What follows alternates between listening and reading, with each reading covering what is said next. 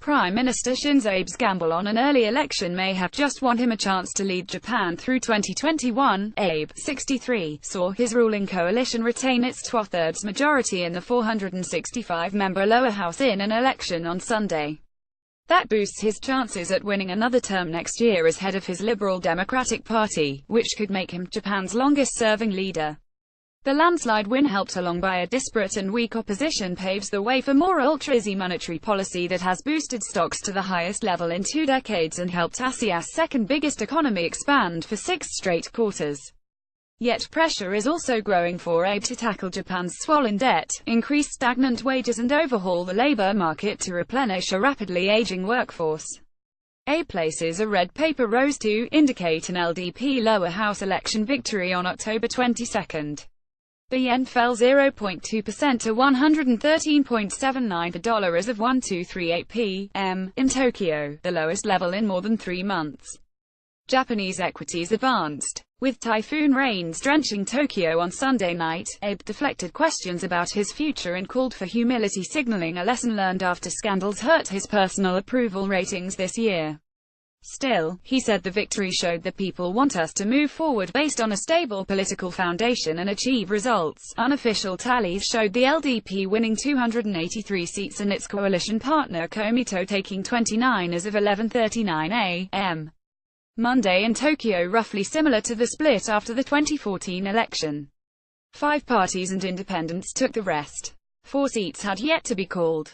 To read Shuli Ren's Gadfly article on Abe, click here. The two-thirds majority gives Abe the numbers to revise the pacifist constitution in place since World War II, a move he sees as necessary to clarify the legal status of Japan's self-defense forces. Abe has called for more pressure on North Korea and strengthened the U.S. alliance by cozying up to President Donald Trump, who is scheduled to visit Japan next month on a trip through Asia.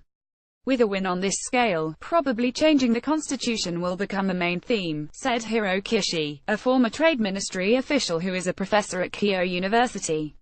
The chances have grown that reforms will not progress. To read an article on corporate winners and losers, click here. Analysts aren't expecting anything to happen quickly though, particularly after Abe backed down on a plan to change the constitution by 2020.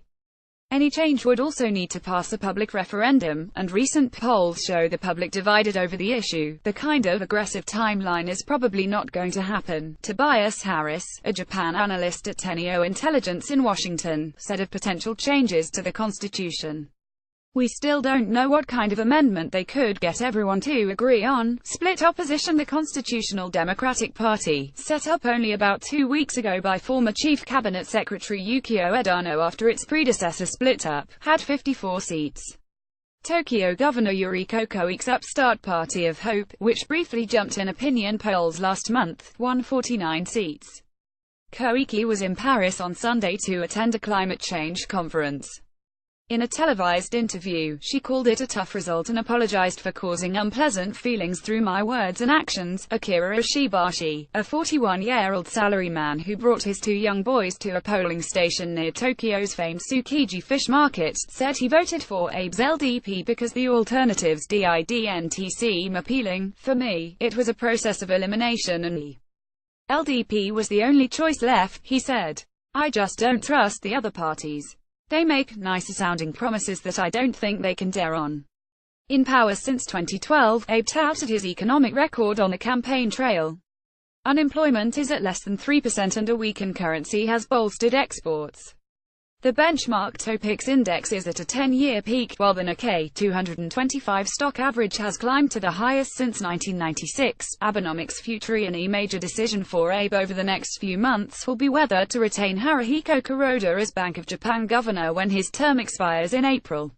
Some LDP members have expressed concern about the central bank's unprecedented easing, which included surprise moves to introduce negative interest rates and an innovative yield curve control program. The economy is growing, the yen is weak, and so Abe wants to keep the status quo on the economy without any disruptions. Takeuchi Okubo, Tokyo-based chief economist at Japan Macro Advisors, said by phone, he doesn't want to use political capital on labor market reforms or corporate tax cuts. The number of parliamentary seats was cut to 465 from 475 in this election as part of a reform aimed at reducing the excessive weight given to rural votes.